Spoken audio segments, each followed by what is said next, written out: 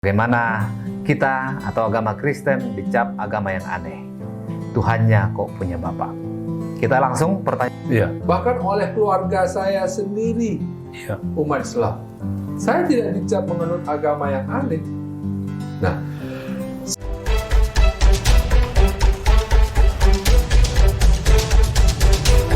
Halo sahabat, selamat datang di program YouTube channel Menembus Perbedaan.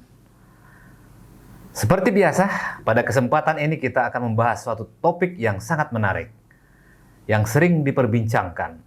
Dan narasumber kita di sini ada Bang Afdal. Pada kesempatan ini, kita akan berbincang-bincang dengan suatu topik yang mengatakan Kristen agama yang aneh, Tuhannya kok punya bapak. Apa kabar, Bang Afdal? luar biasa, Bang Risto. Bang Risto juga luar biasa ya. Ya, luar biasa. Sehat kita semua. Sahabat juga luar biasa ya. Ya. Baik, pada kesempatan ini topik kita sangat menarik nih Bang. Ya, bagaimana kita atau agama Kristen dicap agama yang aneh. Tuhannya kok punya bapak. Kita langsung pertanyaan pertama, mungkin Abang bisa memberikan penjelasan, dan yang pertama adalah bagaimana menurut pandangan Bang Afdal mengenai pernyataan ini. Ada di sini ya pernyataannya. Apa yang menyebabkan sahabat kita umat Islam sampai mengatakan Kristen agama yang aneh, Tuhannya kok punya bapak? Silahkan Bang.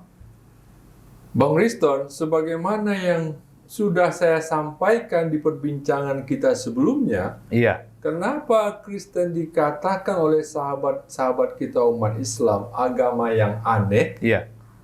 Karena pada umumnya umat Kristen belum memberikan informasi yang praktis, Iya. mudah dimengerti, Iya. dan menyentuh hati sahabat-sahabat kita umat Islam Iya. tentang iman kita sebagai umat Kristen. Cara umat Kristen memberikan informasi tentang imannya Iya. masih membuat sahabat-sahabat kita umat Islam bingung. Kenapa? Iya, kenapa Bang Afdal cara umat Kristen itu memberikan informasi tentang imannya masih membuat sahabat-sahabat kita itu bingung? Karena pada umumnya umat Kristen kalau menjelaskan imannya kepada sahabat-sahabat kita umat Islam, Bang Riston, Iya. masih menggunakan pola pikir dan cara yang biasa kita gunakan ketika bersaksi kepada orang-orang yang sudah Kristen. Iya. Nah, itu masalahnya. Nah, sementara ketika bersaksi kepada sahabat-sahabat kita umat Islam, kita belum menggunakan cara bersaksi kepada mereka. Belum. Pada umumnya umat Kristen belum menggunakan kata-kata yang mudah dipahami, Bang Riston. Iya. Dan mudah dimengerti oleh sahabat kita umat Islam. Khususnya tentang Allah disebut Bapa. Sebutan yang familiar di lidah kita sebagai umat Kristen. Nah, karena sahabat-sahabat kita umat Islam bingung dengan cara umat Kristen bersaksi tentang imannya, Iya. tidak tembus ke dalam pikiran sahabat kita umat Islam, Iya. akhirnya sahabat kita umat Islam mencap agama Kristen itu agama yang aneh. Iya. Tuhannya kok sampai punya bapak?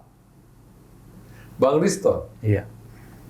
kembali saya katakan, saya sangat percaya kalau umat Kristen sudah bisa memberikan informasi yang praktis dan menyentuh hati sahabat kita umat Islam tentang iman kita sebagai pengikut Kristus, maka saya sangat percaya umat Kristen tidak akan lagi dikatakan sebagai pengikut agama yang aneh, Bang Riston. Iya.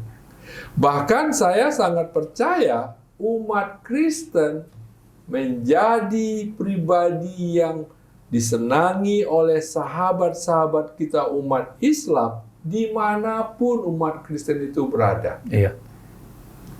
Kenapa saya katakan begitu, Bang Riston? Kembali saya katakan, karena saya sudah berulang-ulang kali mengalami. Iya. Saya tidak dicap menganut agama yang aneh Iya. oleh tetangga saya, oleh sahabat-sahabat saya umat Islam, Iya. bahkan oleh keluarga saya sendiri Iya. umat Islam. Saya tidak dicap menganut agama yang aneh. Nah, saya tidak dicap menganut agama yang aneh oleh mereka. Iya. Kenapa? Karena ketika saya bersaksi kepada mereka tentang iman saya sebagai umat Kristen, Bang Riston, Iya. saya menggunakan kata-kata yang mudah mereka mengerti, yang mudah mereka pahami, kata-kata yang praktis dan menyentuh hati mereka sebagai umat Islam. Iya.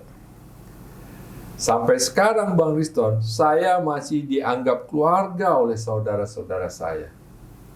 Saya tidak dibuang oleh mereka, saya tidak dianggap hilang oleh mereka, dan saya tidak dianggap sudah meninggal oleh mereka, seperti kebanyakan yang dialami oleh sahabat-sahabat kita umat Islam yang menjadi pengikut Yesus. Puji Tuhan, alhamdulillah. Iya. Sekarang izinkan saya bertanya kepada sahabat-sahabat yang ada di studio ini. Dan sahabat-sahabat yang lagi menonton perbincangan kami ini.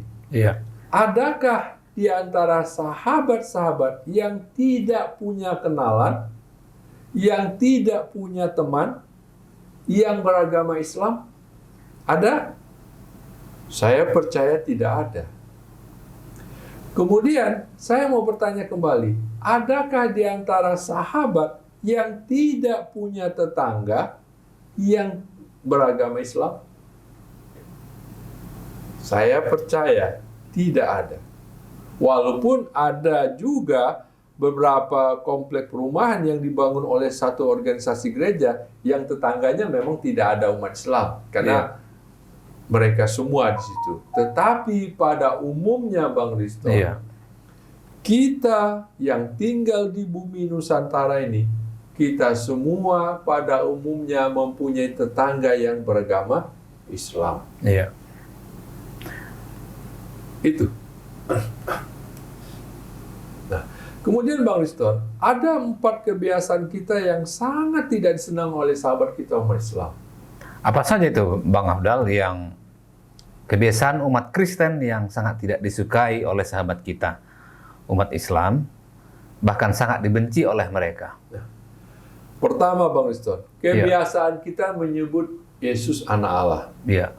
Lalu yang kedua, kebiasaan kita menyebut Allah Bapa atau Bapa. Dan yang ketiga, kebiasaan kita menyebut Tuhan Yesus. Dan yang keempat, kebiasaan kita menyebut Allah Trinitas. Inilah 4 kebiasaan kita sebagai umat Kristen yang sangat tidak disukai oleh umat Islam. Bahkan sangat dibenci oleh mereka. Dan inilah yang menjadi tembok penghalang kita dengan sahabat kita umat Islam.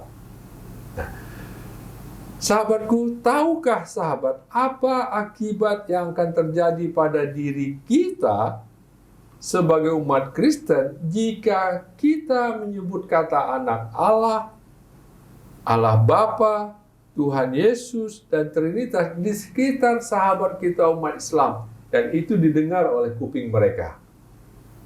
Sahabat tahu akibat yang akan kita tanggung, terlebih lagi kata-kata itu kita ucapkan di sekitar sahabat kita umat Islam yang menganut aliran keras. Iya. Sahabat dan saya akan menjadi pribadi yang tidak mereka senangi. Bahkan menjadi pribadi yang mereka benci. Bahkan sangat mereka benci. Kenapa begitu? Iya. Kenapa begitu, Bang Afdal? Umat Kristen akan menjadi pribadi yang tidak mereka senangi, bahkan dibenci jika sahabat-sahabat umat Kristen menyebut kata yang tadi disebutkan, anak Allah, Allah Bapa, Tuhan Yesus, Trinitas, di sekitar sahabat-sahabat kita umat Islam. Karena sebutan-sebutan itu, Bang Riston, tidak familiar di pendengaran sahabat kita umat Islam. Bahkan terasa aneh. Sehingga tidak heran sahabat kita umat Islam mencap umat Kristen itu orang kafir, pemeluk agama yang aneh. Iya. Kalau begitu, ya, ada saran dari Bang Afdal sehingga kita sebagai umat Kristen tidak dicap ya oleh pemeluk agama yang aneh. Ketika kita berada di sekitar atau di hadapan sahabat-sahabat kita umat Islam, kita mengucapkan kata anak Allah, Allah Bapa, Tuhan Yesus, dan Trinitas, maka mereka menjadi risih dan aneh, Bang Riston. Iya. Kemudian mereka segera pergi meninggalkan kita. Jika kita ketika itu berada di sekitar sahabat kita umat Islam yang punya nyali dan suka berdebat, maka mereka akan mengadakan perdebatan dengan kita, Bang Riston. Iya. Tapi kebanyakan dari mereka adalah pergi meninggalkan kita dan berharap tidak akan bertemu lagi dengan kita seumur hidup mereka. Iya. Kenapa? Karena mereka takut mereka akan menjadi, ketika bertemu dengan kita kembali, mereka akan menjadi penganut agama yang aneh, menyembah Tuhan yang punya Bapa. Kalaupun Bang Riston ada sahabat kita umat Islam yang mau berteman dengan kita, ya mereka hanya sebatas pertemanan biasa saja. Tidak akan mau berbicara tentang iman. Tidak akan mau. Tanpa disadari, kita sendiri yang telah membuat sahabat-sahabat kita umat Islam tidak senang dengan kita sebagai umat Kristen. Bahkan umat Kristen menjadi pribadi yang mereka benci. Tanpa kita sadari, Bang Riston, kita sendiri yang membuat tembok yang tinggi dengan sahabat kita umat Islam. Padahal, Bang Riston, padahal dalam kehidupan kita sebagai makhluk sosial, sebagaimana yang Bang Riston singgung tadi, kita tentu senang dapat berinteraksi dengan siapa saja, termasuk sahabat kita umat Islam. Yang mana kita sama-sama cucu cicitnya Nabi Ibrahim, cucu cicitnya Nabi Abraham. Bang Riston, betapa indahnya hidup ini jika kita saling berinteraksi dengan orang-orang yang ada di sekitar kita. Saling tersenyum, saling sapa, dan saling berbagi. Saran saya, berhentilah sahabat mengucapkan kata-kata yang membuat sahabat-sahabat kita umat Islam bingung. Dengan kata-kata yang sudah familiar di lidah kita sebagai umat Kristen. Ketika pertama kali kita bertemu dan berada di sekitar sahabat kita umat Islam, sebelum kita bercerita, kenapa Allah disebut Bapa? Kenapa Yesus disebut anak Allah? Sebagaimana yang sudah kita bicarakan di video sebelumnya. Baik. Ya, sangat komplit penjelasannya. Ya, semoga boleh kita ambil ini dan kita tahu apa yang harus kita lakukan kalau kita berinteraksi dan bersahabat dengan mereka. Namun, lanjutan dengan apa yang pandangan Bang Afdal tadi, lalu bagaimana menurut pandangan Bang Afdal tentang pernyataan Tuhan orang Kristen kok punya Bapa, gitu ya, sehingga agama Kristen ini dicap agama yang aneh. Bagaimana itu menurut pandangan Bang Afdal? Bang Riston, ada 3 agama semawi, yaitu Yahudi, Kristen, dan Islam. Dari ketiga agama semawi ini, Bang, hanya Islam yang tidak menyebut Allah dengan sebutan Bapa. Allah dipanggil Bapa itu bukan hal yang asing bagi masyarakat di zaman Yesus. Sebutan Allah sebagai Bapa itu bukan hal yang baru bagi orang Yahudi. Jauh sebelum Yesus ada, mereka sudah mengucapkan Allah dengan sebutan Bapa.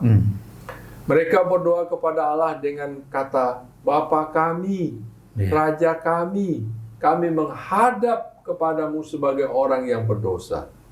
Dan itu diungkapkan oleh orang Yahudi.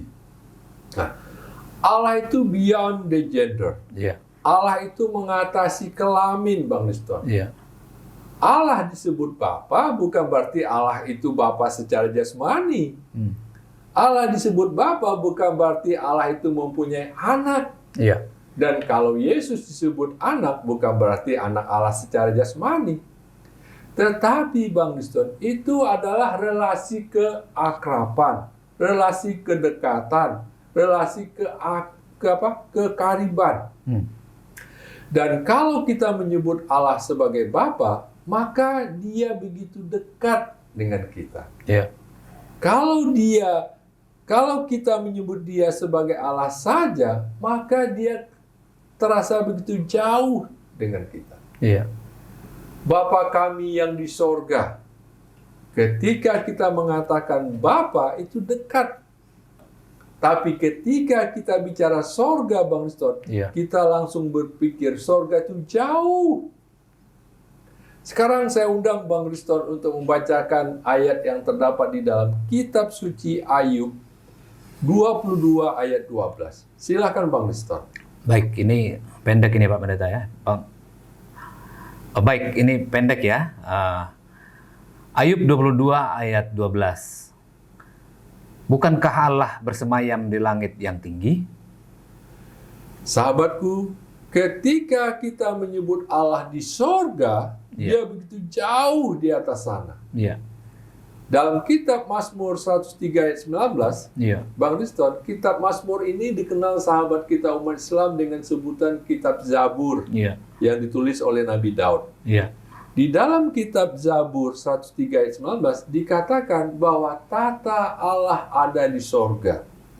Boleh saya undang kembali Bang Liston untuk membacakan Mazmur 103 ayat 19?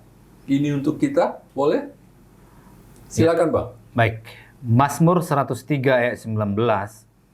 Tuhan sudah menegakkan tahtanya di sorga dan kerajaannya berkuasa atas segala sesuatu. Terima kasih Bang Liston. Iya. Di dalam kitab Ayub 22 ayat 12 dan Mazmur 103 ayat 19 dikatakan bahwa tahta Allah ada di sorga. Iya. Allah bersemayam di langit yang tinggi. Iya. Tapi ketika kita mengatakan Bapa yang di sorga, Iya. kita merasa dekat dengan Allah. Sebagaimana seorang anak dekat dengan Bapa. Walaupun keberadaannya jauh ya. Walaupun keberadaannya jauh. Iya. Seolah-olah Tuhan itu ada di hati kita. Dekat dengan kita, Bang Liston. Iya. Tuhan itu, ya jauh, ya dekat. Dekat ketika kita membutuhkan Dia. Iya. Kita seperti anak yang berkata kepada seorang bapa. Iya.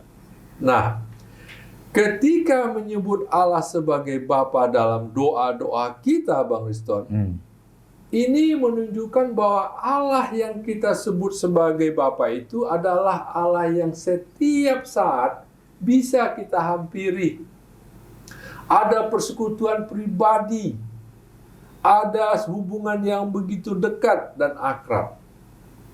Itulah latar belakangnya Yesus mengajarkan kita menyebut Allah dengan sebutan Bapa dalam doa Bapa kami. Yang diajarkan kepada kita sebagai pengikut Yesus.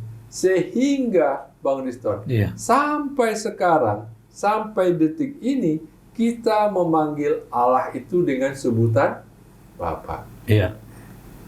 Namun, bagi sahabat-sahabat kita umat Islam, tidak terbiasa dengan ucapan ini. Ketika kita menyebut Allah Bapa atau Bapa yang di sorga di hadapan sahabat kita umat Islam, baik ketika kita berbicara atau ketika kita berdoa di sekitar mereka, yang ada di pikiran sahabat kita umat Islam adalah keheranan dan kebingungan, Bang Liston. Mereka akan bertanya dalam hati, kenapa Allah dipanggil Bapa? Memangnya Allah itu manusia sehingga dipanggil Bapa? Di pikiran kebanyakan sahabat kita, umat Islam, sebutan Bapa itu hanya untuk manusia, bukan untuk Allah. Baik, kalau begitu ya penjelasan yang sangat jelas ini,